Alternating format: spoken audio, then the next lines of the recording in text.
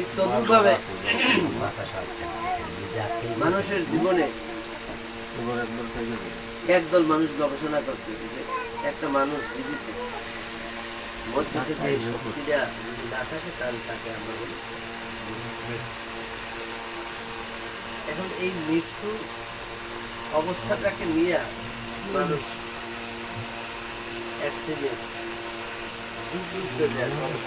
আসলে মানুষ আসলে কোন শক্তিটা চলে গেল তাকে আমরা মৃত্যু বলি, তাড়াতাড়ি মাটি দেওয়ার জন্য।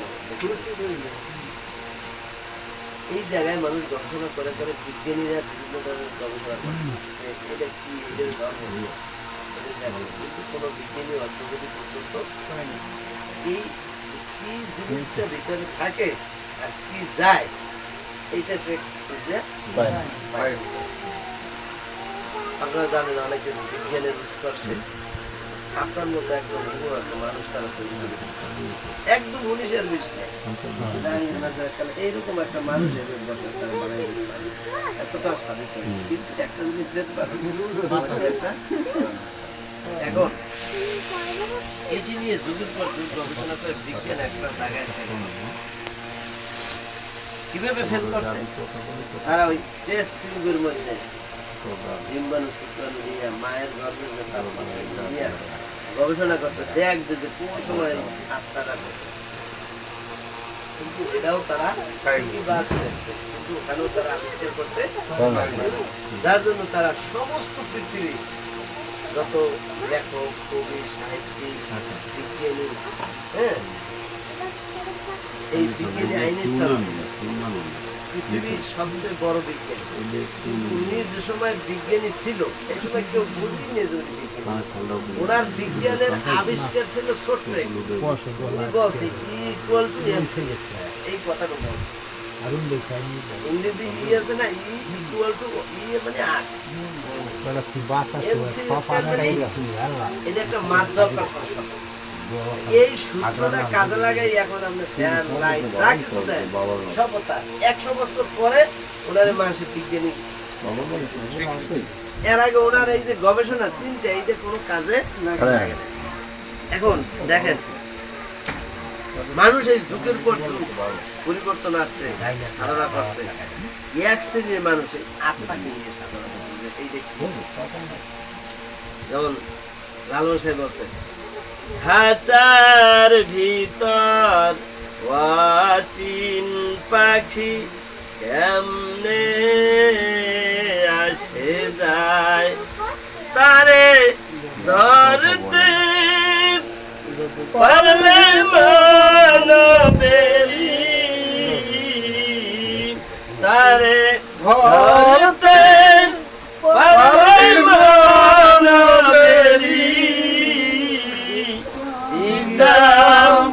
পাখির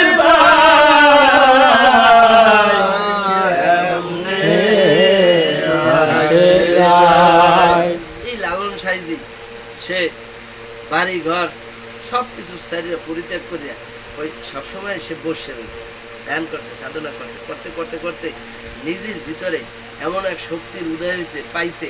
কিন্তু এই শক্তিটা যখন সে ধরতে পারে না তখন এই মনের কষ্টে গান লাগছে, এটা আমার একটা খাঁচা, এর ভিতরে একটা অসীম পাখি, এটা কেমনে আসে যায়, যায় আবার আসে।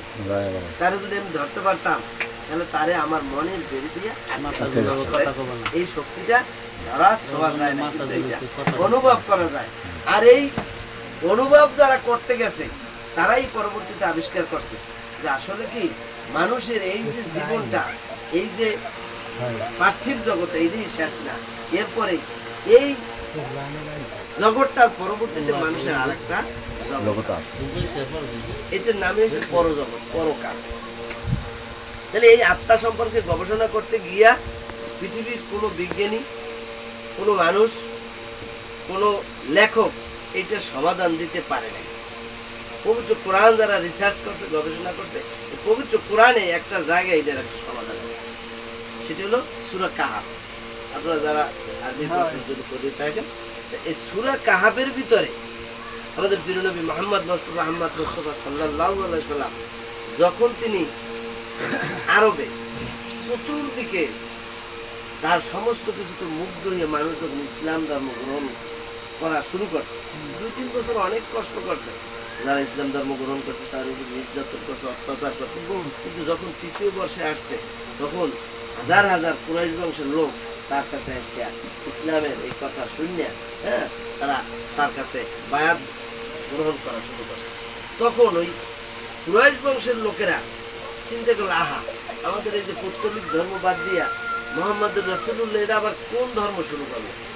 তখন ওই সময় আমাদের যে ধর্ম, ইসলাম ধর্মের পূর্বে ছিল ইহুদি ধর্ম, যেখানে শক্তিশালী তাদের একটা ছিল বাইবেল। এই বাইবেলের ভিতরে রাসূল সাল্লাল্লাহু আলাইহি ওয়াসাল্লামের আগাম বার্তা ছিল, এবং বাইবেলের কিতাবের ওইরকম আমাদের যেমন আরবি পবিত্র কোরআনে হাফেজ আছে, এটা রিসার্চ করতে এইভাবে করে না, ঠিক ওইরকম বড় বড় আলেম ছিল ওই যুগে। হ্যাঁ, এটা কিন্তু সূরা কাহাফের শানে নজুল। কিভাবে সূরা কাহাফটা নাজিল হইল সেইখানে তখন বলছে, ওনারা এই মামুন ওটা তো দেখলাম, আমার মোবাইলে রাখতে দিলাম। ওটা রাখ।